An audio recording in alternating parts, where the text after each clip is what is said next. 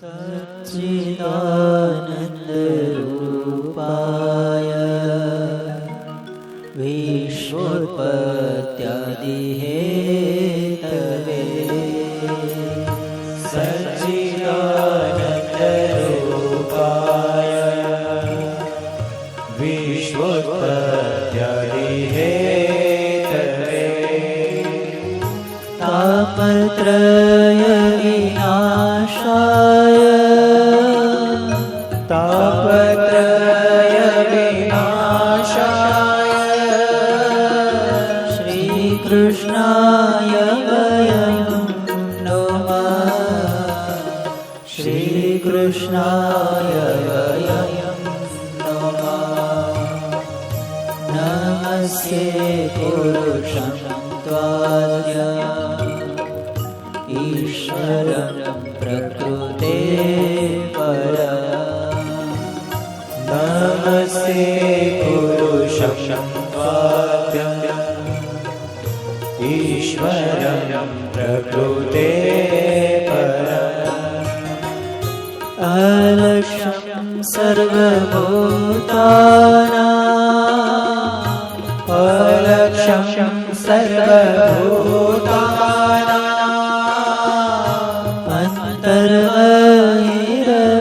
अन्तर्बहिरवस्थिता नमस्ते पुरुषं त्वाद्य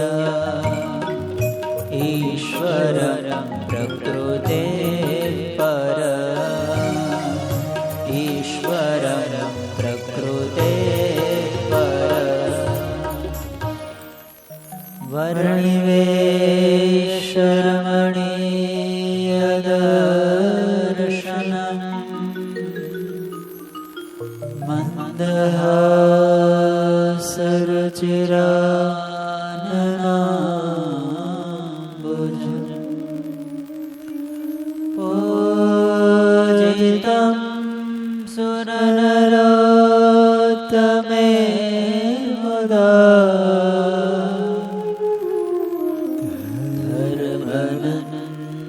धर्मनन्दनमहं विचिन्तये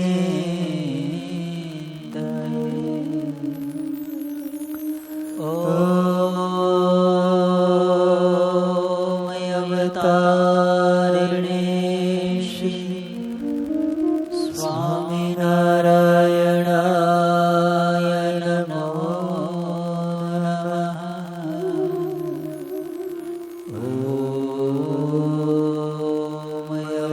अवतारिणे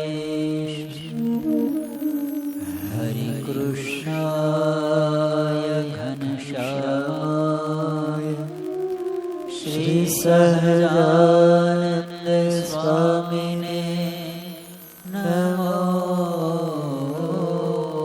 नमः।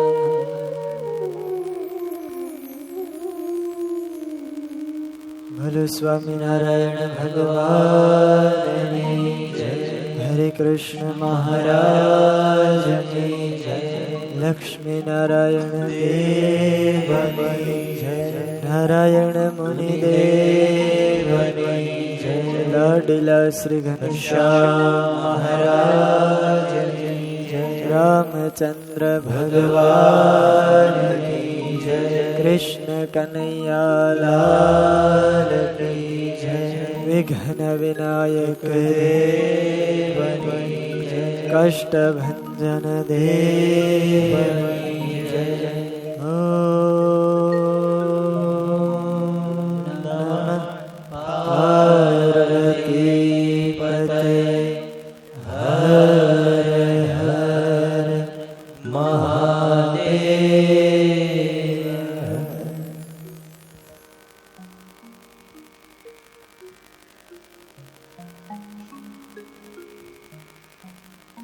દિવ્ય મંદિરમાં બિરાજમાન આપણા સૌના પ્રાણ આધાર પ્રાણ પ્યારા વાલા વાલા લાડીલા શ્રી ઘનશ્યામ મહારાજ, આ સભામાં બિરાજમાન બાલુડા શ્રી હરિકૃષ્ણ મહારાજ, રાજાધિરાજ મહારાજ, તેમજ આ કથાનું જેમની પ્રેરણાથી આયોજન થયું એવા સાધુતાના સર્વે ગુણ સંપન્ન પૂજ્યપાદ ગુરુજી, પૂજ્યપાદ હરિપ્રકાશ દાસજી સ્વામી, પૂજ્યપાદ હરિનારાયણ દાસજી સ્વામી, અધિક સર્વે બ્રહ્મનિષ્ઠ સંતો, પાર્ષદવર્ય ભગતજી, અધિક સર્વે પાર્ષદો, તેમજ આ કથાનો જેમણે દિવ્ય લાભ લીધો છે એવા મુખ્ય યજમાન અમારે અશ્વિનભાઈ ગણેશભાઈ ડુંગરાણી, એમના સુપુત્ર પ્રિન્સ તથા વિનસ, તેમજ કથાના સહયજમાન એવા અરવિંદભાઈ સાળંગપુર, બાબુભાઈ વેરડિયા અને કિશોરભાઈ વેરડી, તેમજ આજના દૈનિક યજમાન એવા અમારે રમેશભાઈ ભીખાભાઈ સવાણી, તેમજ બટુકભાઈ ભીમજીભાઈ ભીંગરાડિયા, આ સર્વે યજમાન પરિવારના ભક્તજનો અને કથાનો લાભ લઈ રહેલા એવા સર્વે ભાવિક શ્રોતાજનોને મારા ભાવથી જય સ્વામિનારાયણ. વહાલા ભક્તજનો, ભગવાન શ્રી સ્વામિનારાયણની પૂર્ણ કૃપાથી આપણે છેલ્લા 1 મહિનાથી આ શ્રીમદ ભાગવતની કથાનું શ્રવણ કરી રહ્યા છીએ. આ ભાગવતની કથા મને તમને બધમાંથી મુક્ત કરી દે એવી કથા છે. જીવાત્મા આધિ વ્યાધિ અને ઉપાધિથી તપે છે, એ ત્રિવિધ તાપથી શાંતિ મેળવવી હોય તો આ ભગવત કથાનો આશ્રય લેવો પડે. આ કથા દેવતાઓને પણ દુર્લભ છે અને આ મનુષ્ય લોકની અંદર જે અજ્ઞાની જીવો છે એ પણ આ કથાનો લાભ નથી લઈ શકતા. જે ભગવાનના ભક્તજનો છે, જેના અનેક જન્મના પુણ્ય ઉદય થયા છે, એને આ દિવ્ય કથાનો લાભ મળે છે. વહાલા ભક્તજનો, આજનો પવિત્ર એકાદશીનો દિવસ શ્રીમદ ભાગવતની ચતુર્થ સ્કંદની કથા, ગંગાના કિનારે શુકદેવજી મહારાજ રાજા પરીક્ષિતને આ કથા સંભળાવે છે. શુકદેવજી મહારાજ કહે છે કે હે રાજા, જીવાત્માને 4 પુરુષાર્થ છે: ધર્મ, બીજો અર્થ, ત્રીજો કામ અને ચોથું મોક્ષ. આ 4 પુરુષાર્થ એમાંથી જીવ પસાર થાય છે. ધર્મ, અર્થ અને કામ એની અંદર જીવ લેવાઈ જાય છે, પણ મોક્ષ સુધી પહોંચી શકતો નથી. આ ચતુર્થ સ્કંદના ચોથા ભાગની અંદર મોક્ષ પ્રકરણની કથા છે. અત્યાર સુધી આપણે ધર્મ, અર્થ અને કામ પ્રકરણ એની કથાનું શ્રવણ કર્યું.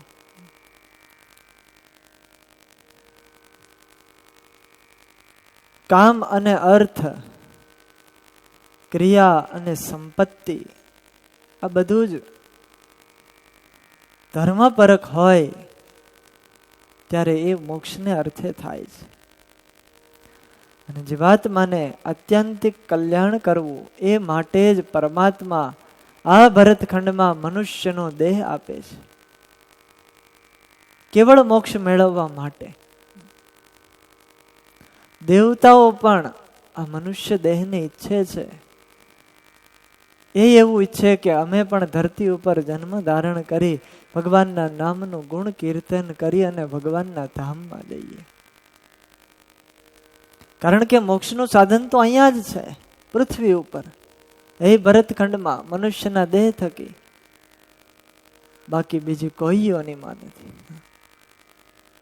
આહાર, નિદ્રા, ભય, મૈથુનંચ સામાન્ય મેતત પશુભિર નરાણામ. બીજી બધું આનું પશુઓમાં પણ છે અને મનુષ્યમાં પણ છે, બંનેમાં સમાનપણે છે.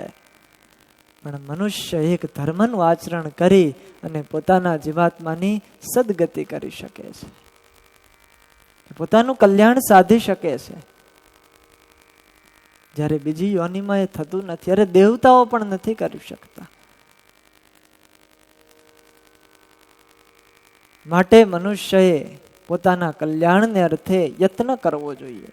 અંતિમ લક્ષ્ય બધાયનું એ જ હોવું જોઈએ કે મારે મારા જીવનું કલ્યાણ કરવું, ભગવાન સુધી આપણે પહોંચવું છે. એટલે જ સંતો કહેતા હવે પેટનું કરવું, વેઠનું કરવું અને ઠેઠનું કરવું. ખાલી પેટનું અને વેઠનું કરવામાં જિંદગી પસાર ન કરવી. આવો દુર્લભ મનુષ્ય દેહ ભગવાને આપ્યો છે, ત્યારે ઠેઠ સુધીની યાત્રા પાર પડી જાય એવું આયોજન કરી લેવું. પૃથુ ભગવાન પણ આપણને એ જ સંદેશ આપ્યો. રાજ્ય કર્યું, પણ જ્યારે અવસ્થા થઈ ત્યારે વિચાર કર્યો, કરવાનું બધું જ કાર્ય સંપન્ન કર્યું, હવે મોક્ષને અર્થે યત્ન કરી લઉં. અને પછી બધું રાજ કારભાર બધું પુત્રને સોંપી અને પોતે જંગલમાં જતા રહ્યા. ભગવાનની આરાધના કરીને પરમપદને પામી ગયા. આ કથાઓ વાલા ભક્તજનો આપણને એ જ શીખવાડે છે, જીવનું અંતિમ લક્ષ્ય એ પરમાત્માનું ધામ, જીવનો મોક્ષ કરવો એ જ હોવું જોઈએ. આ મોક્ષ પ્રકરણની કથા, કલ્યાણ કોને કહેવાય, કેવી રીતે પામી શકાય, એ બધી જ વાતો આમાં આવશે, આખ્યાનો દ્વારા, કથાઓ દ્વારા.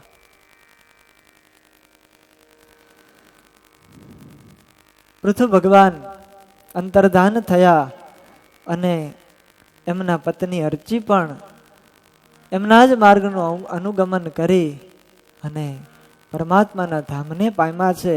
અતિ અદ્ભુત ચરિત્ર એનું આપણે શ્રવણ કર્યું. આવો આગળની કથામાં હવે પ્રવેશ કરીએ. મૈત્રેય મહર્ષિ વિદુરજીને આ કથા સંભળાવે છે. વિજિતાશ્વધિરાજાસી પૃથુપુત્ર પૃથુશ્રવા. વિજિતાશ્વધિરાજાસી પૃથુપુત્ર પૃથુશ્રવા. વિજિતાશ્વધિરાજાસી પૃથુપુત્ર પૃથુશ્રવા.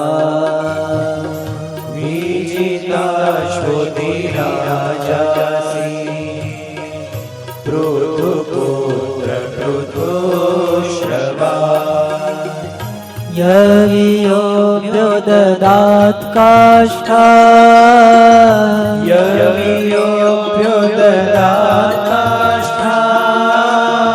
યવિયોગ્યો દદાત કાષ્ઠા. યવિયોગ્યો દદાત કાષ્ઠા. ભ્રાતૃવ્યો ભ્રાતૃવત્સલ. ભ્રાતૃવ્યો ભ્રાતૃવત્સલ. વિજિતાશ્વધિરાજાસી પૃથુપુત્ર પૃથુશ્રવા. વિજિતાશ્વધિરાજાસી પૃથુપુત્ર પૃથુશ્રવા. મૈત્રેય મહર્ષિ કહે છે કે હે વિદુરજી, પૃથુ રાજા ગયા પછી એમના દીકરા એ રાજ્ય ગાદી ઉપર આવ્યા અને એમનું નામ હતું વિજિતાશ્વ. બહુ યશસ્વી હતા અને એ પોતાના પિતાની જેમ ભગવત નિષ્ઠ હતા, ભગવાનના ભક્ત હતા. એ જ પૃથુશ્રવા છે. જ્યારે ભગવાન પૃથુ યજ્ઞ કરતા હતા અને ઇન્દ્ર ઘોડો ચોરવા આવ્યો ત્યારે એને ઇન્દ્રનો વધ નહોતો કર્યો. અને પછી ઇન્દ્ર પ્રસન્ન થયા અને ઇન્દ્ર પાસેથી એવી શક્તિ પ્રાપ્ત કરી કે પોતે ઈચ્છે ત્યારે અંતર્ધાન થઈ શકે, ઈચ્છે ત્યારે દેખાઈ શકે. આવી દિવ્ય શક્તિ જેણે પ્રાપ્ત કરેલી એવા વિજિતાશ્વ હતા. અને આ શક્તિ પ્રાપ્ત કરવાથી એનું નામ પણ અંતર્ધાન પડેલું. આ વિજિતાશ્વ યશસ્વી રાજા થયા અને બીજા એના 4 ભાઈ, પૃથુ ભગવાનને 5 દીકરાઓ. વિજિતાશ્વ રાજા થયા અને બીજા 4 ભાઈઓ હતા એના ઉપર પણ આને ખૂબ સ્નેહ હતો, પ્રેમ હતો. તેથી ચારેય ભાઈઓને એક એક દિશાનું રાજ સોંપી દીધું. પૂર્વ, પશ્ચિમ, ઉત્તર, દક્ષિણ ચારેય દિશાનું રાજ એક એક ભાઈને સોંપ્યું. કારણ ભ્રાતૃવત્સલ, ભાઈ પ્રત્યે સ્નેહ વાળા હતા. એના કારણે જ સોંપી શકે. બાકી તો લઈ હોય, દઈ શકે નહીં. અને એના કારણે જ બધી માથાકૂટ થાય. ગ્રાસ ન મળે, કઈ પોતાનો ભાગ ન મળે, એ માટે જ પહેલા ભાઈઓમાં કુસંપો થતા અને બહાર વટે ચડતા. કેટલી હિંસાઓ કરતા, કેટલી લૂંટફાટો કરતા. કારણ પરસ્પરના સ્નેહ અને પ્રેમનો અભાવ છે. વિજિતાશ્વ કેવા રાજા થયા, પોતે રાજગાદી ઉપર છે, પણ છતાંય બીજા ભાઈઓને પણ રાજ સોંપ્યું, એને અધિકાર આપ્યો. આવા ભાતૃવત્સલ અને યશસ્વી વિજિતાશ્વ રાજા હતા. અને એને એક પત્ની હતી શિખંડીની. અને એ શિખંડીની પત્ની, એના થકી 3 દીકરાઓનો જન્મ થયો છે. પાવક પવમાનશ્ચ શુચિર્યજ્ઞય પુરા. પાવક પવમાનશ્ચ શુચિર્યજ્ઞય પુરા. પાવક પવમાનશ્ચ શુચિર્યજ્ઞય પુરા. પાવક પવમાનશ્ચ શુચિર્યજ્ઞય પુરા. વસિષ્ઠ શાપાદુત્પન્ના. વસિષ્ઠ શાપાદુત્પન્ના. વસિષ્ઠ શાપાદુત્પન્ના. વસિષ્ઠ શાપાદુત્પન્ના. પુનર્યોગ ગતે ગતા. પુનર્યોગ ગતે ગતા. પાવક પવમાનશ્ચ શુચિર્યજ્ઞય પુરા. પાવક પવમાનશ્ચ શુચિર્યજ્ઞય પુરા. એ શિખંડીની પત્ની હતી, એના થકી 3 દીકરાઓ થયા. પાવક, પવમાન અને શુચિ. આ 3 અગ્નિના અવતારો હતા. કારણ પૂર્વે વસિષ્ઠ ઋષિએ અગ્નિને શાપ આપેલો, અને એ શાપનું અનુગ્રહણ કરી અને આ વિજિતાશ્વને ઘરે જ અગ્નિના અવતાર એવા 3 દીકરાઓ થયા. 3 અગ્નિ સ્વરૂપ છે. એક પાવક, અગ્નિનો એવો સ્વભાવ, બળવું, જલવું, દેદીપ્યમાન થવું, અને એના સંપર્કની અંદર જે આવે એ બધાને બાળે. પણ અગ્નિ કેવળ બાળવાનું જ કામ નથી કરતો, પ્રકાશ પણ આપે છે, ઓજ અને બળ પણ આપે છે, તેજ પણ આપે છે. અગ્નિ એક જ આપણને દેખાય, પણ એના વિભિન્ન કાર્યો છે, અને એના કારણે આ 3 નામ થયા છે. પાવક, આજે પાવક નામનો અગ્નિ છે. ઘરની અંદર તમે ચૂલો પેટાવો ને, પેટાવતા હો તો એ ચૂલામાં જે અગ્નિ પ્રદીપ્ત થાય છે એ પાવક નામનો અગ્નિ છે. લૌકિક કાર્યની અંદર જે અગ્નિ વપરાય છે એ પાવક અગ્નિ છે. ગરમી ઉત્પન્ન થાય, અને જે આ વિદ્યુતીય અગ્નિ છે એ પણ પાવક કહેવાય છે. બીજો પવમાન, એ ઘર્ષણથી ઉત્પન્ન થાય છે અને શરીરની અંદર રહે. કડકડતી ઠંડી પડી હોય અને આપણે પછી શું કરીએ, 2 હાથ ઘસીએ, ઘર્ષણ કરીએ, અને એનાથી ગરમી ઉત્પન્ન થાય છે, અગ્નિ ઉત્પન્ન થાય. એ આ પવમાન નામનો અગ્નિ છે, શરીરની અંદર રહેલો છે. જે કાંઈ પણ આપણે ખોરાક ગ્રહણ કરીએ એને પાચન કરવાનું કામ કરે, દીપન કરવાનું કામ કરે છે, અને પચેલા ખોરાકને સર્વ શરીરની અંદર ફેલાવે, ગતિશીલ કરે છે. પવમાન નામનો અગ્નિ. અને આ અગ્નિથી તપ અને સંયમી પુરુષો પોતાનું વર્ચસ્વ જમાવે છે, સિદ્ધિ પ્રાપ્ત કરે છે. કહેતા જે વ્યક્તિ તપ કરે, સંયમ કરે, એનામાં આ અગ્નિ વિશેષ પ્રમાણે જોવા મળતો હોય છે. જો તપસ્વી પુરુષો જે હોય, સંયમ વાળા પુરુષો હોય, એનામાં ઓજ, કાંતિ વિશેષ કરીને આપણને જોવા મળતું હોય છે. કુસંસ્કારો અને દોષોનો નાશ કરનારો અગ્નિ છે. અને જે કોઈ વ્યક્તિ સાધના કરે છે, સાધના કરનારાઓ માટે પ્રાણ ઉર્જા સમાન આ પવમાન છે. અને ત્રીજો શુચિ નામનો અગ્નિ છે, જે આપણને બધાને પ્રકાશ આપે છે. એવા સૂર્યનારાયણ સૌર કિરણની અંદર આ શુચિ નામનો અગ્નિ રહેલો છે, જે વાતાવરણની અંદર હોય છે અને અદૃશ્ય જગતને સાનુકૂળ બનાવે છે. રાત્રિનો અંધકાર વ્યાપી જાય, કાંઈ દેખાય નહીં. જેવો સૂર્ય ઉદય થાય, કિરણો પડે એટલે તરત બધું દેખાવા લાગે. વિશ્વ વ્યવસ્થાને આજ અગ્નિ પ્રભાવિત કરે છે. આવા 3 અગ્નિ, વિભિન્ન કાર્યો એના છે, બાકી અગ્નિ એક જ છે. કાર્યને કારણે એના અલગ અલગ નામ પડ્યા છે.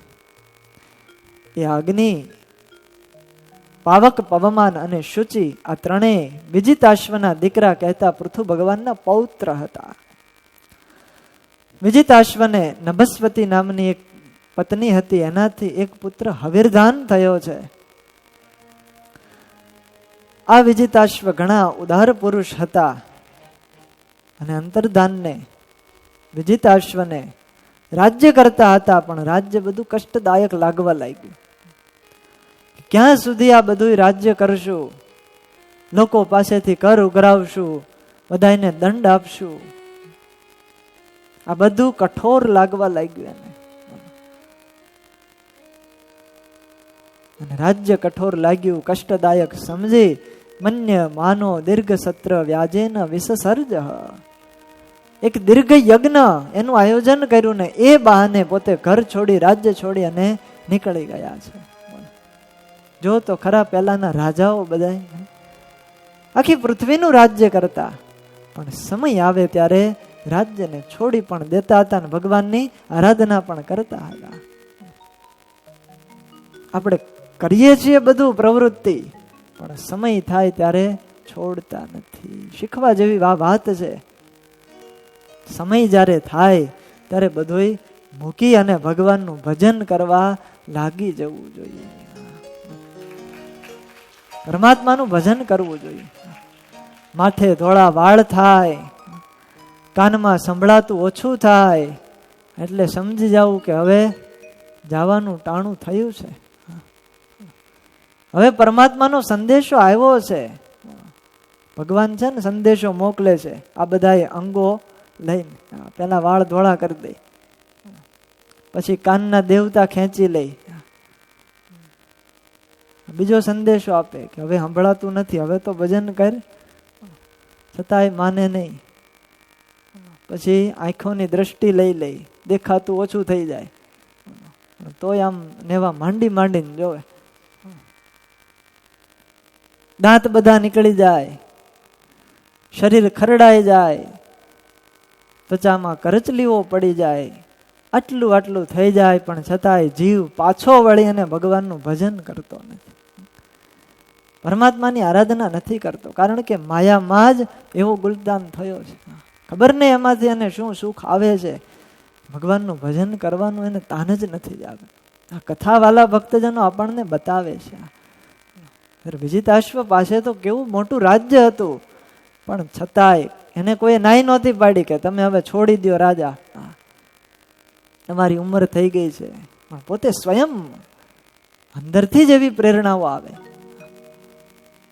રાજ્યને કષ્ટદાયક સમજી અને એક એવું આયોજન કર્યું, યજ્ઞનું વિશાળ મોટા સત્રનું આયોજન કર્યું. મારે સત્રમાં જવું છે, માટે આ રાજ્ય તમે સંભાળો, એમ કઈ નીકળી ગયા.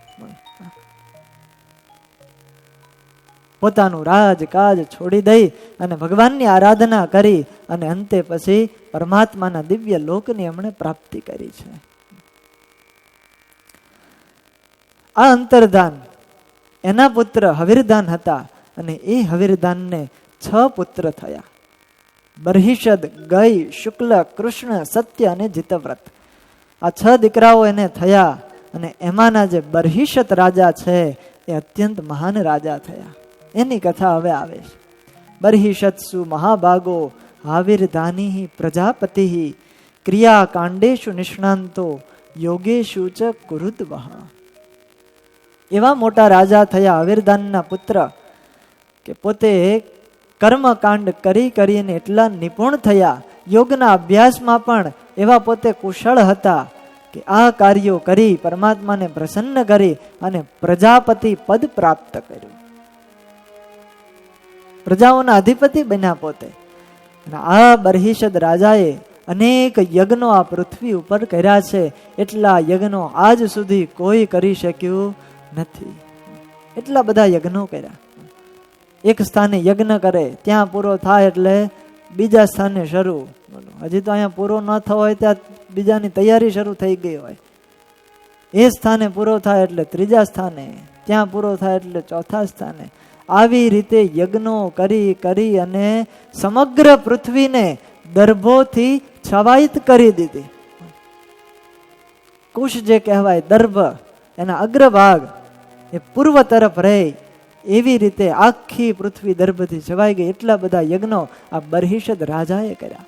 એટલા માટે પુરુષોક્તની અંદર એમ કહેવાયું તમ યજ્ઞમ બર્હિષિત પ્રોક્ષન. પ્રાચીન બર્હિ નામના જે રાજા એણે યજ્ઞનું પ્રવર્તન કરાયું. એટલા બધા યજ્ઞો એમણે કર્યા. આ પૂર્વ દિશામાં કુશ જે દર્ભ એ અગ્રભાગે રહ્યા. એના કારણે બર્હિષદ નામના રાજા, એનું નામ પ્રાચીન બર્હિ એવું કહેવામાં આવ્યું. સંસ્કૃતમાં એને પ્રાચી દિશા કહેવાય અને એ ઉપરથી એનું નામ પ્રાચીન બર્હિ એ તરીકે પ્રખ્યાત થયું. પ્રાચીન આગ્રહી કુશૈહી આસિદ આસ્ત્રુત્રમ વસુધાતલમ. કેટલા યજ્ઞો કર્યા હશે વિચાર કરો. આખી પૃથ્વી દર્ભથી છવાઈ ગઈ. એ બર્હિષદ રાજાને શતદ્રુતિ નામની પત્ની હતી જે સમુદ્રની પુત્રી હતી. અને પ્રાચીન બર્હિને એના થકી 10 દીકરાઓના જન્મ થયા છે. પ્રાચીન બર્હિષ પુત્રા શતદ્રુત્યામ દશા ભવન તુલ્ય નામ વ્રતા સર્વે ધર્મ સ્નાતા પ્રચેતસ. એ જે 10 દીકરાઓ બધાય નામથી પણ સમાન હતા, ગુણથી પણ સમાન હતા અને વ્રત તપ કરવામાં પણ બધાય એક સરખા હતા, ધર્મવાન હતા. અને એ જ દીકરાઓ પ્રચેતા તરીકે ઓળખાયા છે. પિતાએ આદેશ કર્યો સંતાન ઉત્પન્ન કરવા માટે તમે આરાધના કરો, ભગવાનની તપ કરો. અને ત્યારે બધાય 10 પુત્રો તપ કરવા માટે સમુદ્રમાં ગયા છે. અને 10 વર્ષ સહસ્ત્રાણી તપસાર ચંસ તપસ્વી. 10,000 વર્ષ સુધી આ 10 પ્રચેતાઓ એ કઠિન તપશ્ચર્યા કરે છે સમુદ્રની અંદર. ભગવાનની આરાધના કરે છે, પરમાત્માની પ્રાપ્તિ કરી છે. પણ જ્યારે આ પ્રચેતાઓ પરમાત્માને મેળવવા માટે અને તપ કરવા માટે જતા હતા ત્યારે વચમાં શિવજી એને દર્શન આપ્યા છે. મહાદેવજી પ્રસન્ન થયા, દર્શન આપી અને તત્વનો ઉપદેશ આપ્યો અને એનો જપ એ અખંડ કરતા હતા. આ કથા જ્યાં મૈત્રેયજીએ વિદુરજીને સંભળાવીને ત્યારે વિદુરજીએ તરત પ્રશ્ન ઉઠાવ્યો કે હે મૈત્રેય મહર્ષિ, મને એ કહો કે આ પ્રચેતાઓને શિવજીનો મેળાપ કેવી રીતે થયો? કારણ કે શિવજી તો કૈલાસની અંદર રહેનારા મહાયોગી છે. અખંડ આંખો બંધ કરી અને ભગવાનનું ધ્યાન કરે છે. એ શિવજીનું દર્શન તો દેહધારીઓ માટે બહુ દુર્લભ છે. સામાન્ય મનુષ્ય એનું દર્શન નથી કરી શકતા. એવા શિવજીએ પ્રચેતાઓને દર્શન કઈ રીતે આપ્યા, એમનો મેળાપ કઈ રીતે થયો અને શું ઉપદેશ આપ્યો, એ બધી જ વાત મને કરો. અને ત્યારે મૈત્રેય મહર્ષિ હવે એ કથા સંભળાવે છે. પ્રચેતસ પિતુર્વાક્યમ ક્ષીરસાદાય સાધવ. પ્રચેતસ પિતુર્વાક્યમ ક્ષીરસાદાય क्षीरसादाय साधव प्रचेत सपितुर्वाक्य क्षीरसादाय साधव प्रचेतस पितुर्वाक्य क्षीरसादाय साधव दिशं प्रतिचिन्तययो दिशं प्रतिचिन्तययो दिशं प्रतिचिन्तययो दिशं प्रतिचिन्तययो तपस्यादृतचेतसा तपस्यादृतचेतसा प्रचेतस पितुर्वाक्यं क्षीरसादाय साधव प्रचेतस पितुर्वाक्य क्षीरसादाय साधव મૈત્રેય મહર્ષિ કહે છે કે હે વિદુરજી, પિતાની આવી આજ્ઞા થઈ અને આજ્ઞાને શિર ઉપર ચડાવી અને આ પ્રચેતાઓ તપ કરવા માટે નીકળી ગયા છે. દિશમ પ્રતિચિમ પ્રયયું, પશ્ચિમ દિશા તરફ પ્રયાણ કર્યું છે. ચાલતા ચાલતા ચાલતા આગળ વધતા જાય છે અને મનમાં તપ કરવાની ઈચ્છા છે. પહેલાના જમાનાની અંદર સંતાન પ્રાપ્તિ કરવા માટે તપ કરતા. તપે કરી અને ભગવાન રાજી થાય અને પરમાત્મા વરદાન આપે, એના થકી સંતાનની ઉત્પત્તિ થતી. તપ કરવાની મનમાં તીવ્ર લાલસા છે અને આગળ વધતા જાય છે. પ્રતિચી દિશા કહેતા પશ્ચિમ દિશાની આગળ વધ્યા છે અને ત્યાં એક વિશાળ મોટું સરોવર આવ્યું છે.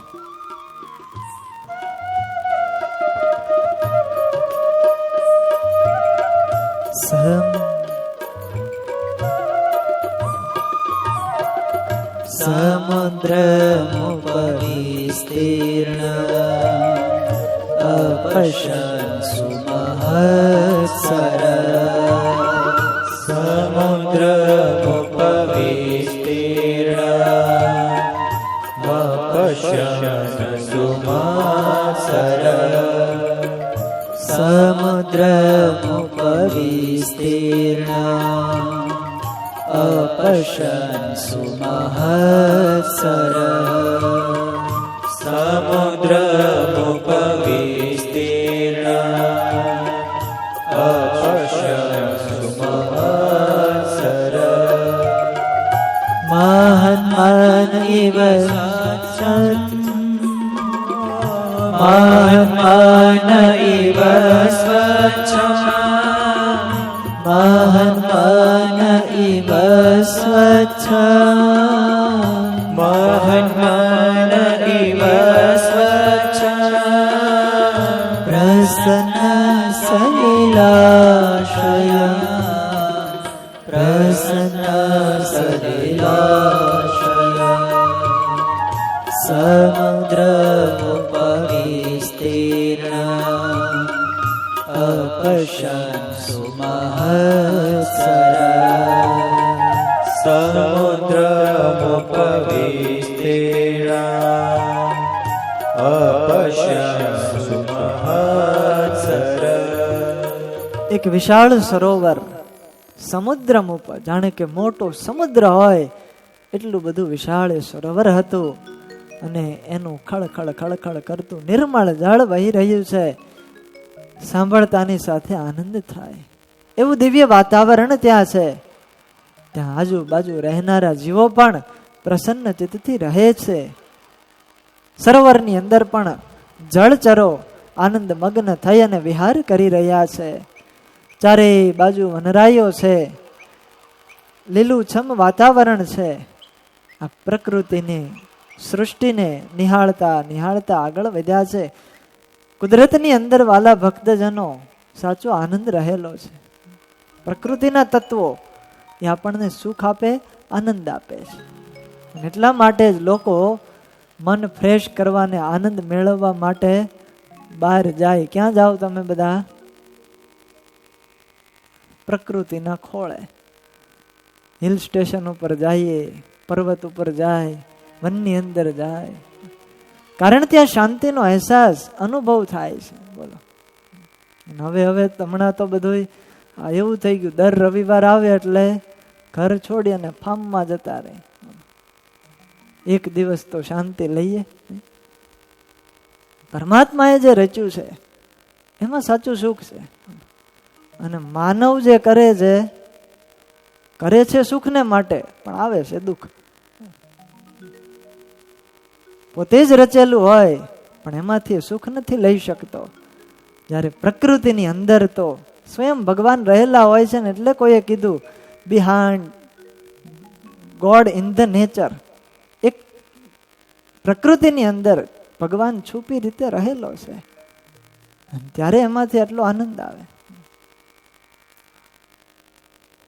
એવું સુંદર મજાનું વાતાવરણ છે, ચારે બાજુ હરિયાળું છે, સરસ મજાના વૃક્ષો છે, પુષ્પો ખીલા છે, પક્ષીઓ કલરવ કરે છે, નિર્મળ જળ વહી રહ્યું છે. આવું આનંદનું વાતાવરણ, પવિત્ર સરોવર. અને એ સરોવરની નજીક ગયા અને એ સરોવરમાંથી એકાએક શિવજી પોતે અનુચરો સહિત બહાર નીકળ્યા છે, પ્રચેતાઓને ઉપદેશ અને દર્શન આપવા માટે. શિવજીનું દર્શન થયું. માથે પિંગલ વર્ણની જટા છે, કંઠની અંદર સર્પ છે અને મુંડની માળા ધારણ કરી છે, મૃગ ચર્મ વીટ્યું છે, હાથમાં ત્રિશૂળ છે, અંગ ઉપર ભભૂત લગાવી છે. અને આવા ભગવાનના એક મહાયોગી એવા મહાદેવનું દર્શન પ્રચેતાઓને થયું છે. શિવજીના દર્શન કર્યા અને વંદન કર્યા છે. વિચાર તો કરો, ભગવાનનું આરાધના કરવા, ભગવાનની માટે તપ કરવા માટે જ્યારે જાય છે, ત્યારે સ્વયં પરમાત્મા સામે ચાલી અને શિવજીને મોકલી અને દર્શન કરાવે છે. જે જીવ ભગવાન ભજવા માટે જાય, ભગવાન એને અનુકૂળ રસ્તો કરી આપે છે.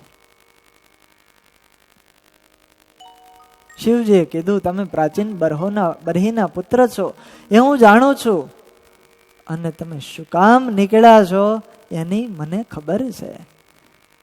કારણ કે હે પ્રચેતાઓ, જે પરમાત્માનું શરણું લે છે ને એ મને બહુ ગમે છે. શિવજી આવું કહે છે.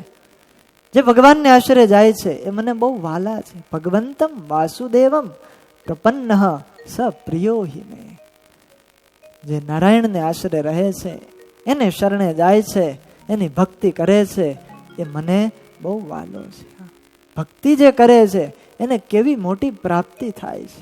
આજ સ્વયં આ ત્રિલોકીના જે સંહારના દેવ છે એ પોતે કહી રહ્યા છે. અખંડ જે ભગવાનનું ધ્યાન કરે છે એ આજ પોતાના જ મુખે ભગવાનની ભક્તિનો મહિમા ગાય છે. અતિ અદ્ભુત શ્લોક શિવજી આજ પ્રચેતાઓને સંભળાવે છે. ભક્તિનો કેવો મહિમા છે. સ્વધર્મનિષ્ઠ શતજન્મ વિપુમા વિરિંચતામેતિ તત પરમહિમા અવ્યાકૃતં ભાગવતોऽથ વૈષ્ણવં પદં યથાહં વિબુધા કલાત્યયે પદં યથાહં વિબુધા કલાત્યયે. શિવજી કહે છે, સ્વધર્મનિષ્ઠ શતજન્મ બિહપુમાન. કોઈ પુરુષ આ પૃથ્વી લોકમાં રહી અને 100 જન્મ સુધી વર્ણાશ્રમના ધર્મનું યથાર્થ પાલન કરે. યથાર્થ જેવી રીતે શાસ્ત્રોમાં કીધું છે એવી રીતે યથાર્થપણે ધર્મનું પાલન કરે, ધર્મનું આચરણ કરે, તો 100 જન્મ પૂરા થાય પછી એને બ્રહ્માના લોકની પ્રાપ્તિ થાય ને બ્રહ્માનું પદ મળે. પારમેષ્ઠ્ય પદ, જે શ્રેષ્ઠ પદ કહેવાય. આ બ્રહ્માંડની અંદર એવું પદ એ પ્રાપ્ત કરે છે. પછી સમગ્ર બ્રહ્માંડનું પોતે સંચાલન કરે, ઉત્પત્તિ કરે, આવી મોટી સ્થિતિ પામે. ક્યારે? 100 જન્મ સુધી ધર્મનું આચરણ કરે ત્યારે. અને શિવજી કહે એનાથી પણ જો વધુ પુણ્ય કરે, એટલે 100 જન્મ કરતા આગળ વધારે જો તપ કરે, ધર્મ પાળે, તો એ મને પામે છે, શિવજીને પામે, કૈલાસમાં જાય. વિરિંચિતામેતિ તતઃ પરમ હિ મામ. આટલું થાય પણ પછી શિવજી કહે છે અવ્યાકૃતમ ભાગવતોથ વૈષ્ણવમ પદમ યથાહમ વિબુધા કલાત્યે. પણ જે ભગવાનની આરાધના ને ભગવાનની ભક્તિ કરે છે એને બીજે ત્રીજે જવું પડતું નથી. એ આને આ જન્મે ભગવાનના ધામને પામી જાય. એને જાજા જન્મ લેવા પડતા નથી.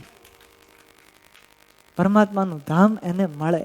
જેવો દેહ પડે એટલે ભગવાનના પાર્ષદો સ્વયં ભગવાન એને તેડવા આવે. અંતકાળે મારા જનને જરૂર મારે આવવું, બિરુદ મારું ને બદલે એમ સર્વે જનને જણાવું. પરમાત્માનો આ કોલ છે જે ભગવાનનો થાય. ભગવાન કહે અને હું તેડવા આવું છું.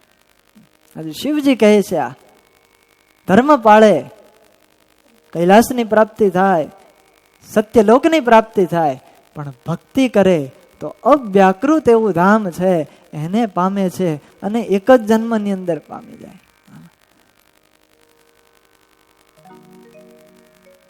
આવો મહિમા ભક્તિનો છે. શિવજી એમ કહે છે કે એ પદ એવું દુર્લભ છે કે અનેક જન્મોની સાધના કરતા પણ મળતું નથી. અને હું અને આ બધા દેવતાઓ છે એ પણ અમારો અધિકાર જ્યારે પૂરો થશે ને ત્યારે અમે પણ એ ધામની અંદર જશું. એ ધામ ભગવાનના ભક્તને આ દેહ કરીને મળી જાય છે. આવો ભગવાનના ભક્તનો મહિમા છે. ભક્તિ કરવાનો આવો મહિમા છે. આપણે બધા ભગવાનના શરણે આવ્યા, ભગવાનની ભક્તિ કરીએ છીએ એટલે ફાવી ગયા. એક નિષ્ઠા રાખી શિક્ષાપત્રી પ્રમાણે રહી અને જો ભગવાનની અનન્ય ઉપાસના ભક્તિ કરશું તો દેહ પડે એટલે ભગવાનના ધામમાં પહોંચી જશે. બીજો જન્મ ધારણ જ ન કરવો પડે. અને જો ભક્તિ ન કરીએ તો કદાચ ગમે એવો મોટો હોય, બ્રહ્મા જેવો બ્રહ્મા હોય, તો એ કાળનો કોળિયો થઈ જાય. અલ્પ જીવ કૃષ્ણ ભક્તિ કરે, નાનામાં નાનો જીવ હોય, એ ભગવાનની આરાધના ને ભક્તિ કરે તો તે કાળ કર્મ ભયથી તરી જાય છે. અને બ્રહ્મા હોય જો ભક્તિ હીણો તો તે પણ છે કાળ ચવીણો. એને કાળ એક દી ભક્ષણ કરી જાય. કારણ કે આ બધું કાયમ કઈ રહેવાનું નથી. આ બ્રહ્માંડ હોય, અનંત કોટી બ્રહ્માંડ હોય, બધાનો એક દિવસ નાશ થવાનો છે. પણ અમર એ જ થાય જે ભગવાનની ભક્તિ કરે. કાયમ શ્રદ્ધા રાખી અને ભક્તિ કરવી પડે, કથાનું શ્રવણ કરવું પડે. ખાલી શ્રાવણ મહિનામાં જ કરી એટલા પૂરતું ન થાય. તો કાયમ રહેવું પડે. ઓલી વાત છે ને, એકવાર શ્રાવણ મહિનાની અંદર અળસિયાઓ બધાય ભેગા થયા અને એની કન્યા હતી અળસિયાની. એટલે એને વરાવવા માટે એક વર ગોતતા હતા. કોઈ સારો વર મળી જાય તો આને પરણાવી દઈએ. એટલે એની નજર શેષનાગ એના દીકરા ઉપર પડી. એટલે અળસિયા બધા શેષનાગ પાસે ગયા અને વિનંતીપૂર્વક પ્રાર્થના કરી કે અમારી કન્યા સર્વ ગુણ સંપન્ન છે અને આપનો કુંવર પણ એવો જ સારો છે, ગુણ રાશિ છે. બંનેની જોડી થઈ જાય તો કંચન અને રત્ન એના જેવી જોડી જામશે. આપે અનુમતિ આપો તો સંબંધ થાય. આવી અળસિયાએ વાત કરી. આ સાંભળી અને શેષનાગ વિચાર કરે કે કરવું શું. પણ મોટા માણસો છે કોઈને તુચકારતા નથી. શેષનાગે ઉપાય ગોત્યો. એણે કીધું તમારી વાત ખૂબ વાજબી છે, સારી છે, પણ આ ચોમાસું ચાલે છે 4 મહિના, ત્યારે ભગવાન સૂઈ જાય છે. પરમાત્મા પોટી ગયેલા હોય એટલે અત્યારે કોઈ મંગળ કાર્ય ન કરાય. માગશર મહિનો આવવા દો. માગશરની અંદર સારું મુહૂર્ત જોઈ અને આપણે ધામધૂમથી વિવાહ કરશું. શેષનાગે આવું કીધું. કારણ કે એણે વિચાર્યું હતું કે આ શ્રાવણ મહિનાના અળસિયા ભાદરવામાં રે તો માગશરમાં લગ્ન થાય ને. એ રહે જ નહીં. ભાદરવો આવે એટલે પૂરું થઈ જાય. એમ કેટલાક શ્રાવણીયા ભગત હોય, શ્રાવણ માસ પૂરો થાય પછી ક્યારેય દેખાય નહીં. એવી ભક્તિથી ભગવાન રાજી થાય નહીં. કાયમ શ્રદ્ધા, અતૂટ શ્રદ્ધા રાખવી પડે, અતૂટ પ્રેમ રાખવો પડે. એના થકી પરમાત્મા રાજી થાય છે ને એની જ ભક્તિ ભગવાન અંગીકાર કરે છે. આવી શ્રદ્ધાથી રાજી થાય. બોલો. અને એ અમર બની જાય છે. જે પરમાત્માના શરણે જાય અને ભગવાનની આરાધના કરે એ બધા અમર બની જાય. આજ આપણે નરસિંહ મહેતાને યાદ કરીએ, મીરાબાઈને યાદ કરીએ, એ મુક્તાનંદ સ્વામી, પ્રેમાનંદ સ્વામી, બ્રહ્માનંદ સ્વામીને યાદ કરીએ છીએ. એ બધા અમર બની ગયા, કારણ એણે ભગવાનની એવી આરાધના કરીને ભગવાનની ભક્તિ કરી. એ પ્રેમ સખી પ્રેમાનંદ સ્વામી, કેવો એનો પ્રેમ પરમાત્મા પ્રત્યે. અખંડ ભગવાનનું ચિંતન, પોતાની વૃત્તિ ભગવાનની મૂર્તિમાં અખંડ લગાવેલી રહેતા અને પરમાત્માને સંભાળીને કીર્તનનું ગાન કરતા હોય. ભગવાન સ્વામિનારાયણ ઢોલિયા હોતા ખેંચાતા આગળ આવે. બોલો. પ્રેમાનંદ આગે ગાવે ત્યારે આવે ઓરા ઓરા ખસતા. આ ભક્તિ છે. મધ્યનું 48મું વચનામૃત. ગઢપુરની અંદર સભા ભરાઈને બેઠી છે અને ભગવાન સ્વામિનારાયણ લિંબતરુ નીચે 3 છોગલાની પાગ ધારણ કરીને બેઠા અને પ્રેમાનંદ સ્વામી આગળ બેઠા બેઠા એ ભગવાનની મૂર્તિમાં વૃત્તિ લગાવી અને 8 ગરબીઓ જે છે એનું ગાન કરે છે. વંદુના જે પદ છે વાલા ભક્તજનો, આપણે સૌ એનું ગાન કરીએ છીએ. આવો આજ એ પ્રસંગે એક પદ એનું આપણે સૌ ગાન કરીએ, ભગવાનમાં વૃત્તિ રાખી. વંદુ સહજાનંદ રસ રૂપ અનુપમ સારને. સબ ગાઈએ. વંદુ સહજાનંદ રસ રૂપ અનુપમ સારને. જેને ભજતા છૂટે ખંડ હો, જેને ભજતા છૂટે ખંડ કરે ભવ પારને રે લોલ. પારને રે સમરો પ્રગટ સુખધામ અનુપમ નામને રે લોલ. સમરો પ્રગટ રૂપ સુખધામ અનુપમ નામને રે. જેને ભવ બ્રહ્માદિક દેવ, જેને ભવ બ્રહ્માદિક દેવ, જેતજી કામને રે લોલ. ભજે ભજે અક્ષર બ્રહ્મયાદર તે પર કોઈ નવલ હે રે લોલ. જે હરિ અક્ષર બ્રહ્માધાર કે પાર કોઈ નવલ હે. હે જેને શેષ સહસ્ત્ર મુખ ગાય, હે જેને શેષ સહસ્ર મુખ ગાય, મને તી કહે રે લોલ. વર્ણવ સુંદર રૂપ અનુપ જુગલ ચરણે નબી રે લોલ. વર્ણ સુંદર રૂપ અનુપ જુગલ ચરણે નમી રે. હે નખ શિખ પ્રેમ સખી નાથ, નખ શિખ પ્રેમ સખી નાથ, હે નખ શિખ પ્રેમ સખી નાથ, નખ શિખ પ્રેમ સખી નાથ. રહો ઉર માર મીરે લોલ. વંદુ સહજાનંદ સ્વરૂપ અનુપમ સારને. વંદુ સહજાનંદ સ્વરૂપ અનુપમ સારને રે. એક એક પદ આવા ચમત્કારી પદો છે.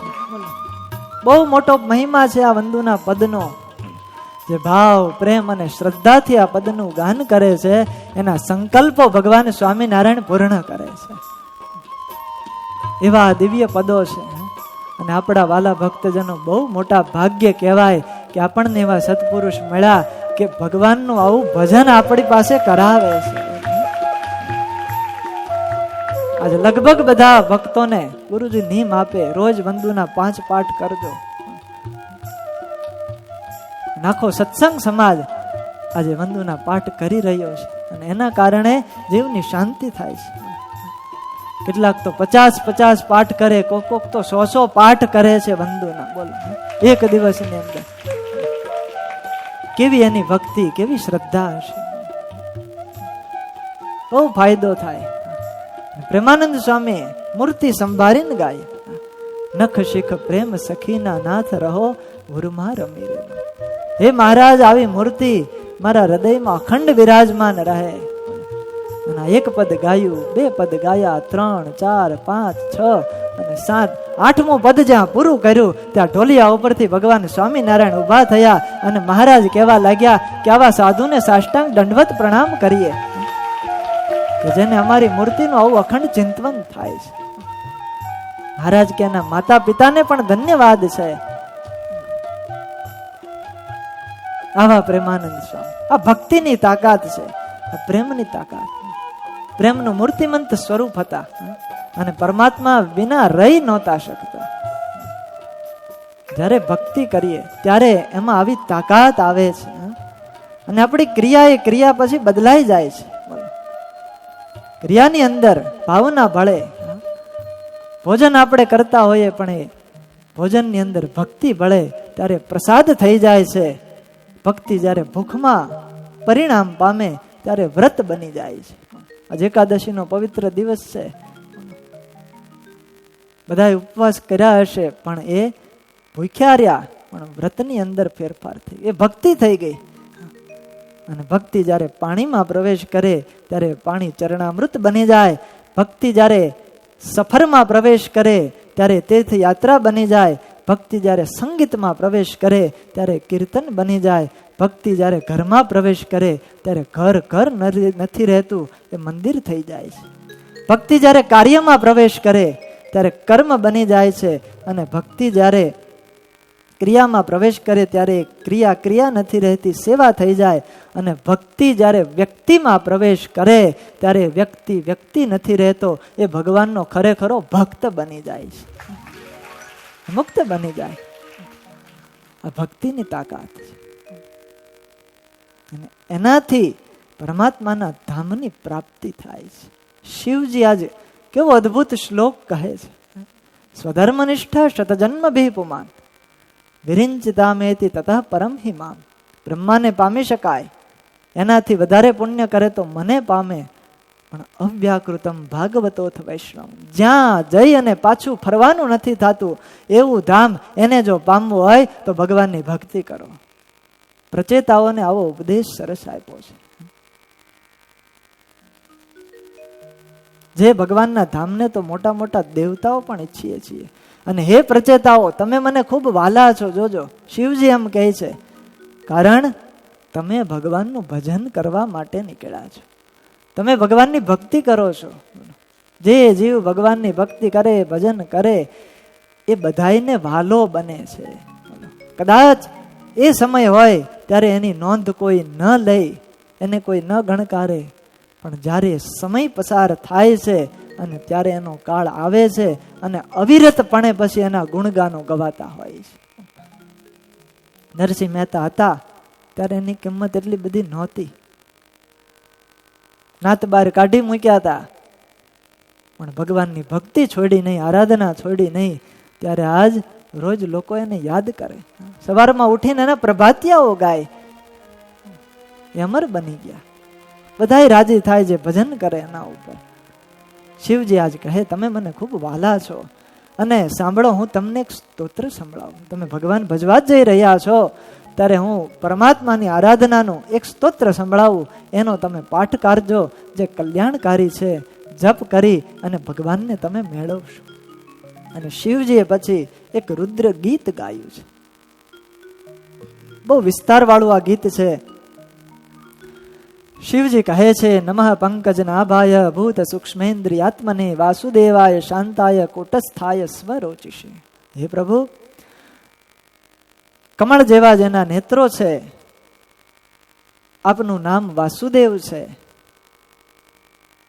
જીવ પ્રાણી માત્રના અંતઃકરણની અંદર પ્રવેશ કરી અને અંતર્યામી રૂપે રહેલા છો એવા હે પરમાત્મા, તમને અમારા કરોડો કરોડો વંદન હજો. ભગવાનને વાસુદેવ કયા છે.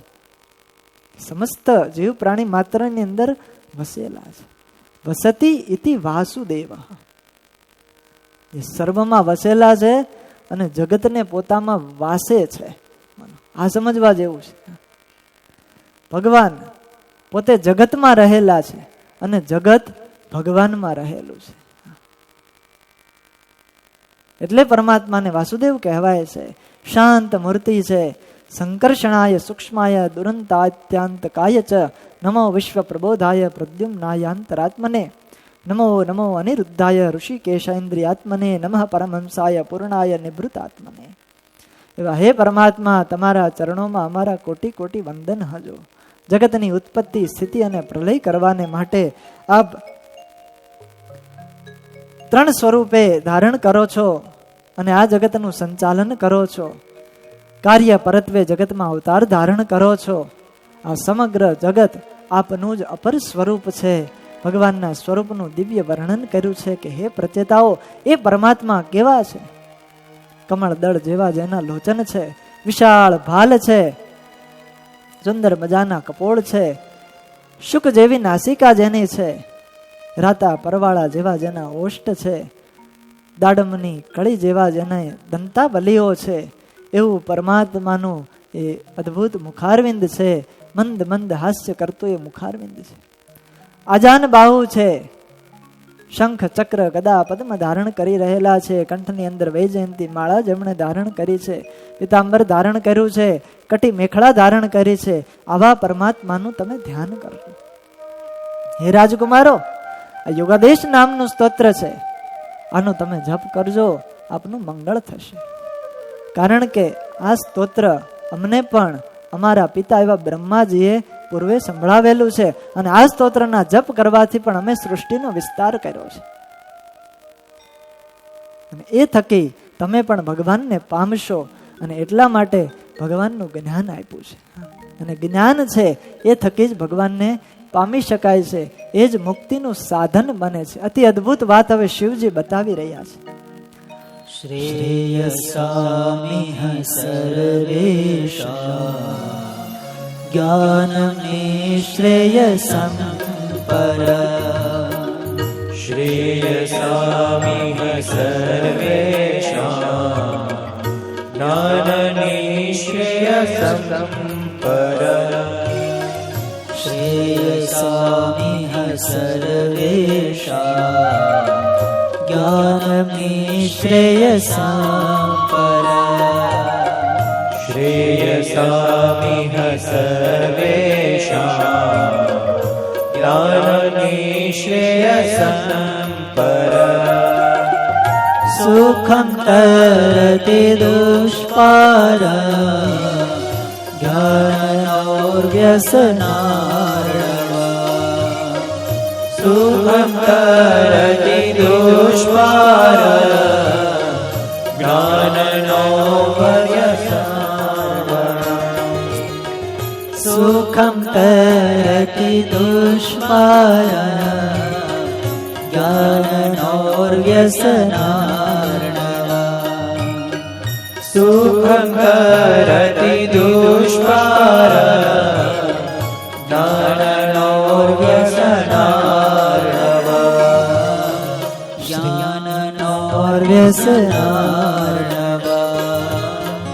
જ્ઞાનોર્વ્યસનાર્ણવં. શિવજી પ્રચેતાઓને કહે છે, શ્રેયસામ ઇહ સર્વેશામ જ્ઞાનમ નિઃશ્રેયસમ પરમ. જગતની અંદર શ્રેયમાં શ્રેય જો કોઈ હોય તો એ જ્ઞાન છે. ગીતામાં ભગવાન શ્રી કૃષ્ણ એમ કહે, નહીં જ્ઞાનેન સદૃશમ પવિત્રમ ઇહ વિદ્યતે. જ્ઞાન જેવું આ જગતની અંદર કોઈ પવિત્ર વસ્તુ નથી. કારણ કે જ્યારે જીવને જ્ઞાન થાય છે ત્યારે જીવ શુદ્ધ બની જાય છે. સાચા ખોટાનું જ્ઞાન થાય, સત્ય અસત્યનું જ્ઞાન થાય. એનાથી જીવનું કલ્યાણ થતું હોય છે. સુખમ તરતી દુષ્પારમ, સુખને તરી જાય છે. જ્ઞાન નોર વ્યસનાર્ણવમ, સુખને તરે એવું કીધું. કારણ જ્યાં સુધી જગત છે, જ્યાં સુધી અજ્ઞાન છે ત્યાં સુધી દુઃખ છે, જ્યાં સુધી દુઃખ છે ત્યાં સુધી સુખ રહેશે. કારણ કે દુઃખ જાય એટલે સુખ આવે, સુખ જાય એટલે દુઃખ આવે. પણ જ્યારે જ્ઞાને કરીને સ્થિતિ પામે છે ત્યારે સુખ અને દુઃખ બંનેથી પર ઉઠી જાય છે, આનંદમાં પોતે રહેતો હોય છે. કારણ કે જ્ઞાન રૂપી નૌકામાં બેઠો, સંસાર સાગર તરી જાય છે. બોલો. અને જ્યારે સાચું જ્ઞાન જીવને થાય ત્યારે એને છોડવું કઠણ પડતું, આપ મેળે બધું છૂટી જાય છે. સંસારે અસાર લાગવા માંડે, કારણ જ્ઞાન થયું છે. તમે બધા હીરાના વેપારી બેઠા છો, તમારા હાથની અંદર એક ચમકતો પથ્થર મૂકવામાં આવે, પથ્થર હોય ખોટો હોય, અને હાથમાં જો કોઈ પૂછે કેટલા રૂપિયા, શું કરો? તરત ફેંકી દો. કામ તમે કઈ ગ્રેજ્યુએટ થયા નથી, કદાચ 10 નાપાસ હશે, કોક તો અભણ હશે, હાવ અંગૂઠા છાપ, પણ છતાંય એ ચમકતા પથ્થરને ફેંકી દીધો. કારણ તમને જ્ઞાન છે કે આ સાચો હીરો નથી, આ તો ખોટો પથ્થરો છે. જ્ઞાન થઈ ગયું. એવી જ રીતે સાચા અને ખોટાનું જ્યારે જ્ઞાન થાય, આ જગત છે એ મિથ્યા છે, આત્મા સત્ય છે, પરમાત્મા સત્ય છે, એનું જ્યારે જ્ઞાન થાય ને ત્યારે જગતને છોડવું કઠણ ન પડે, એ છૂટી જાય. વિચાર કરો, એ લાડુદાનજી કેવા સમ્રાટ કવિ, પિંગળ શાસ્ત્રના ભણેલા, અધમણ સોનું જેના શરીર ઉપર રહેતું. રાજ કચેરીની અંદર જાય, દુહાની રમઝટ બોલાવે, રાજા રાજી થઈ જાય, લાડુદાનજીને અભરે ભરી દે, તમામ વસ્તુ પદાર્થો આપે. આવા સમૃદ્ધ પોતે હતા, આવું માનપાન હતું. પણ છતાંય જ્યારે ગઢપુરની અંદર આવ્યા અને લાડુબા જીવુબા એની પાસે ગયા, એનો સંગ કર્યો, અને ત્યારે જ્ઞાન થયું કે અત્યાર સુધી આજે કર્યું એ તો હાવ ખોટું છે, મિથ્યા છે. જે માટે હું વેપાર કરું છું, આ શરીર નાશવંત છે, એક દિવસ એ ધૂળ થઈ જવાનું, રાખ થઈ જવાનું. હવે એ રાખ ઉપર ઘરેણા ચડાવીને શું કામ છે? આવું જ્યારે જ્ઞાન થઈ ગયું ને ત્યારે બધાએ ઘરેણાના વસ્ત્ર ઉતારી અને ભગવી અલ્ફી પહેરીને સહજાનંદ સ્વામીના સાધુ થઈ ગયા. લાડુદાનજી બ્રહ્માનંદ સ્વામી થઈ ગયા, કારણ જ્ઞાન થયું.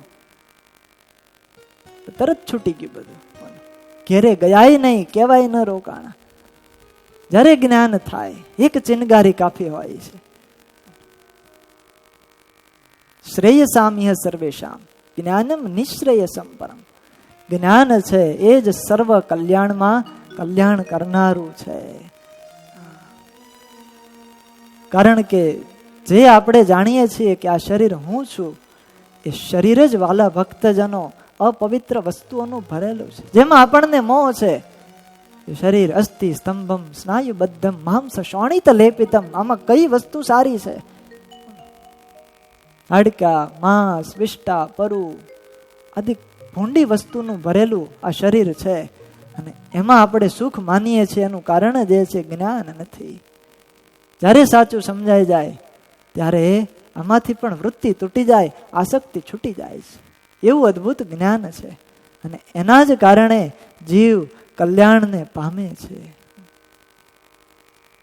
શિવજી અતિ અદ્ભુત આ સ્તોત્ર પ્રચેતાઓને કહ્યું છે કે હે પ્રચેતાઓ, આવી રીતે જ્ઞાન વડે તમે ભગવાનની ભક્તિ કરજો અને એનાથી પરમાત્મા પ્રસન્ન થશે. આ સ્તોત્રના પાઠથી ભગવાન તમને દર્શન આપશે. ત્યારબાદ પ્રચેતાઓએ ભાવથી શિવજીની પૂજા કરી છે.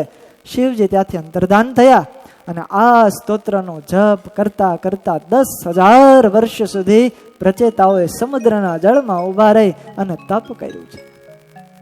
રુદ્રગીતમ ભગવત સ્તોત્રમ સર્વે પ્રચેતસ જપસ્તંતે તપસ્તે પૂર વર્ષાણામ અયુતમ જલે. બોલો, 10,000 વર્ષ સુધી તપ કર્યું, કેટલું કઠણ પડતું છે. પણ પરમાત્માને રાજી કરવા માટે આવું બધું તપ પહેલા લોકો કરતા હતા. આ બાજુ રાજ્યની અંદર પ્રાચીન બરહી રાજ્ય કરે છે, પણ કર્મની અંદર આસક્ત છે. પ્રાચીન બરહી સંક્ષત કર્મસુ આસક્ત માનસમ નારદો ધ્યાત્મ તત્વજ્ઞ કૃપાલુ પ્રત્યબોધ્યત. રાજા કર્મોમાં આસક્ત થયો અને આ બાજુ નારદજી આવી ગયા. સંતની કેવી કૃપા છે, જ્યારે જ્યારે જીવ ક્યાંક બંધાય છે એને છોડાવવા માટે સાધુ સામે હાલીને આવે. નારદજીએ તરત કીધું. રાજા તો કર્મકાંડમાં નિપુણ હતો, કર્મ પ્રધાન હતો અને એમાં જ આસક્ત હતો. અને કર્મ માર્ગમાં આસક્તિને કારણે યજ્ઞો કરતો હતો, પણ હિંસા યુક્ત યજ્ઞો કરતો. અનેક પશુઓને કાપી અને યજ્ઞમાં હોમી દેતો. આટલી બધી આસક્તિ જોઈ નારદજીને વિચાર થયો કે આ રાજા જો પાછો નહીં વળે તો એનો મોક્ષ બગડશે, એનું કલ્યાણ નહીં થાય. માટે હું જઈ અને એને સમજાવું. જીવ કદાચ સંત પાસે ન જાય, પણ સંત જીવને સામે ચાલી અને એની પાસે જઈ અને ટકોર કરે છે, એને રોકે છે. એટલે ગુણાતીતાનંદ સ્વામી કે જીવ કઈ ભગવાન ભજે એવા નથી, આ તો સાધુ લોઠાએ ભગવાન ભજાવે છે.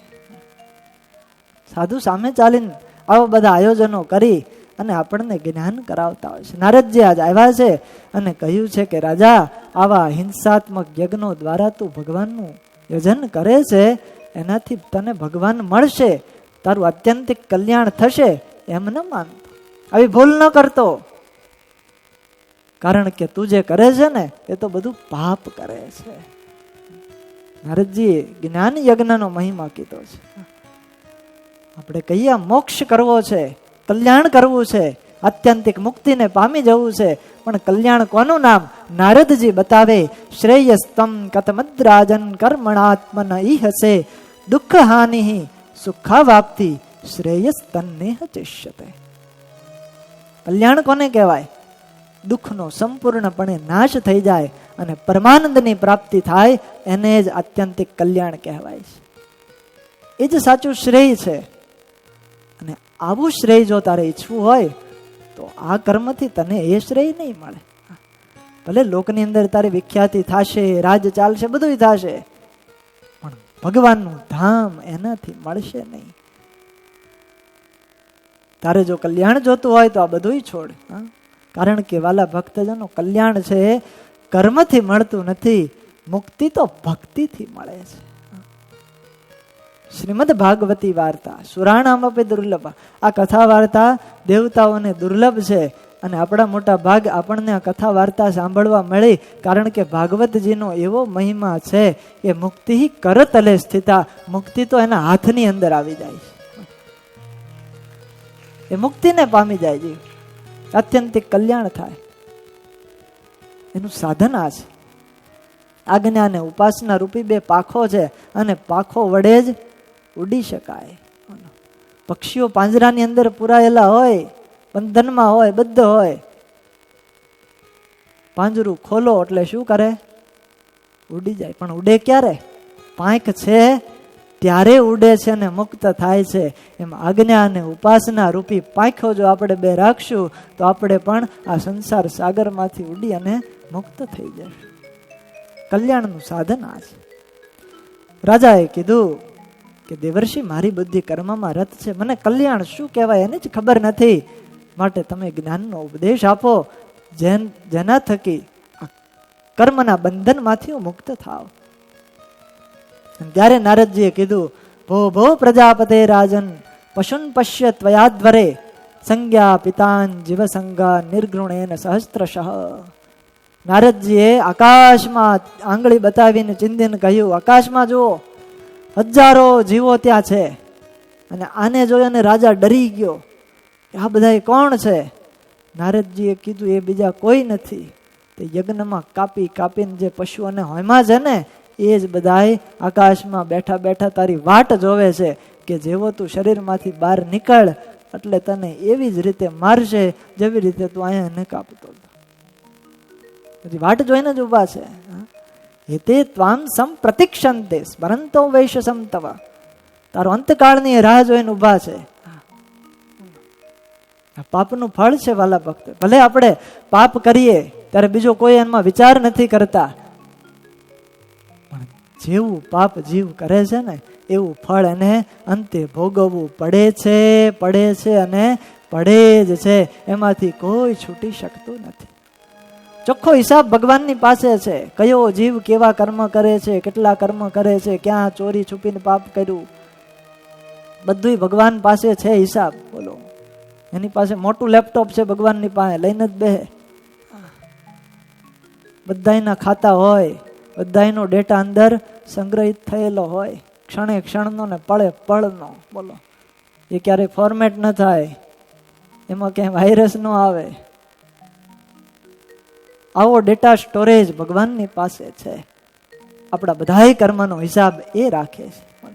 માટે ક્યારેય પણ પાપ કર્મ કરવું નહીં, મોડા કર્મ કરવા નહીં, નહીતર અંતે આવી હાલત થશે.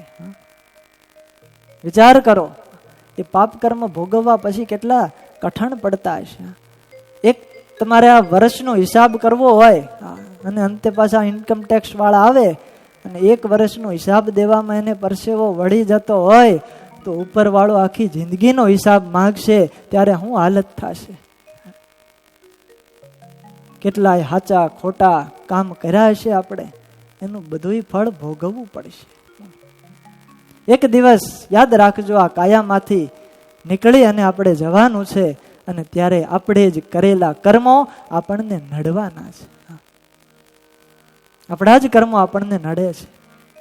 હારે તારે એક દિન જાવું પડશે, હારે તારે એક દિન જાવું પડશે. કર્મ તારા નડશે રે, કર્મ તારા નડશે જીવલડા. હે તારે એક દિન જાવું પડશે, હારે તારે એક દિન જાવું પડશે. હે તું તો બાંધી મુઠી આવ્યો, નથી કાંઈ જગત માલાવ્યો. હે તું તો બાંધી મુઠી આવ્યો, નથી કાંઈ જગત માલાવ્યો. હે તું તો બાંધી મુઠી આવ્યો, નથી કાંઈ જગત માલાવ્યો. તું તો બાંધી મુઠી આવ્યો, નથી કાંઈ જગત માલાવ્યો. માયાએ તને ભરમાવ્યો, માયાએ તને ભરમાવ્યો જીવલડા. હે તારે એક દિન જાવું પડશે, મારે તારે એક દિન જાવું પડશે. એક દિન આપણે બધાએ ઉઠીને જવાનું છે. એ વિચાર રાખો કે જેવા જીવે કર્મ કર્યા હશે એનું ફળ એને ભોગવવું પડશે. માટે કર્મ સારા કરવા, કાર્યો સારા કરવા, વિચારો પણ સારા કરવા. ગઈકાલે આપણે જોયું તો આંગળી ચિંધાનું એ પુણ્ય છે, અને ખોટી આંગળી ચિંધાઈ જાય તો એનું પાપે જીવને લાગતું હોય છે. આપણે જ કરેલા કર્મ એના વડે જ આપણને દુઃખ મળતું હોય છે, અને આપણે કરેલા પુણ્ય કાર્યો એના જ કારણે આપણને સુખ મળતું હોય છે. ધૃતરાષ્ટ્રજી 100 પુત્રો હતા, પણ એકય દીકરો એને સુખી ન કરી શક્યો. અને અંતે શ્રી કૃષ્ણ પરમાત્માને ધૃતરાષ્ટ્ર પૂછે છે કે મારી સાથે આવું કેમ થયું, મારા કયા પાપ છે? ત્યારે શ્રી કૃષ્ણ પરમાત્માએ કીધું કે આજથી 50 જન્મ પહેલાની વાત. બોલો, 1-2 જન્મ નહીં, 50 જન્મ પહેલા. ભગવાન બધું યાદ રાખે. 50 જન્મ પહેલા તું પારધી હતો, જંગલની અંદર એક વૃક્ષ, અને ત્યાં ઘણા બધા પક્ષીઓ રહેતા હતા, અને એને મારવા માટે તે નીચે આગ લગાડી, અને અગ્નિના કારણે એ બધાય પક્ષીઓ બળવા લાગ્યા. મોટા મોટા પક્ષીઓ હતા એ તો બધા ઉડી ગયા, પણ જે નાના નાના હતા એ બિચારા એમાં ને એમાં રહ્યા, અને એના કારણે અંધ બની ગયા, અને પછી મૃત્યુ પામ્યા. એ 100 જેટલા પક્ષીઓ હતા, અને એ જ તારો બદલો લેવા માટે આ તારા 100 દીકરા થઈને આવ્યા છે, અને તારો બદલો લઈ લીધો. બધાને ફળ ભોગવવું પડે. પછી એ ભગવાનના દીકરો હોય તોય ભલે, કે ભગવાનના બાપ હોય તોય ભલે. એ કર્મના બંધનમાંથી કોઈ છૂટતું નથી. ગહના કર્મણો ગતિ. માટે વિચારી અને પગલા ભરવા આ માર્ગ વાલા ભક્તજનો બહુ વિચારવાનો અને સમજવાનો છે. એનાથી આપણને સુખ મળશે. સારા કર્મ કરીએ તો સારું આપણને મળશે. માટે અહીંયા બહુ સરસ વાત કરે છે.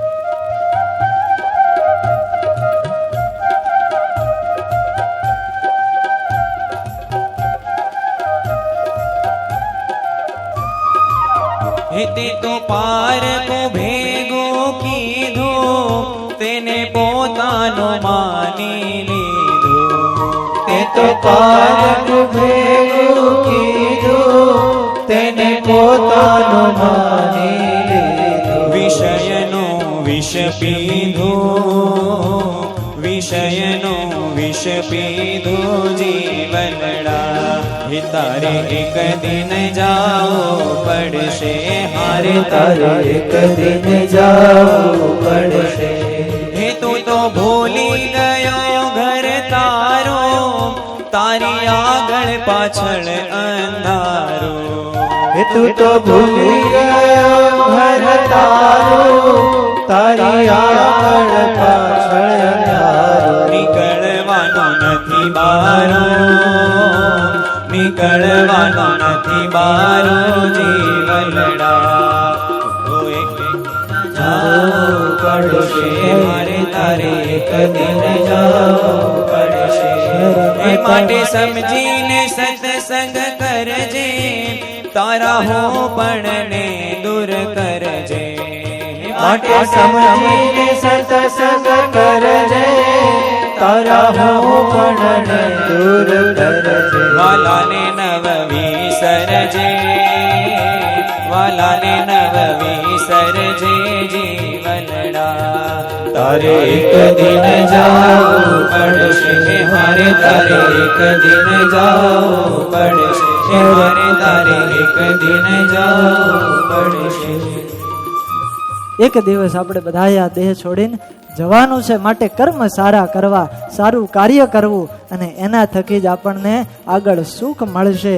આજ પ્રચેતાઓ જે છે, આ પ્રાચીન બરહી રાજા એને નારદજી અદ્ભુત ઉપદેશ આપી રહ્યા છે કે તારા કરેલા કર્મને કારણે આ બધાએ તારી વાટ જોઈને ઊભા છે, અને હવે આગળ શું થાય છે એને ફળ ભોગવવું પડે છે કે નથી પડતું એ આપણે આવતીકાલે સાંભળશું. બોલો સ્વામિનારાયણ ભગવાન કૃષ્ણ કનૈયા લાલ.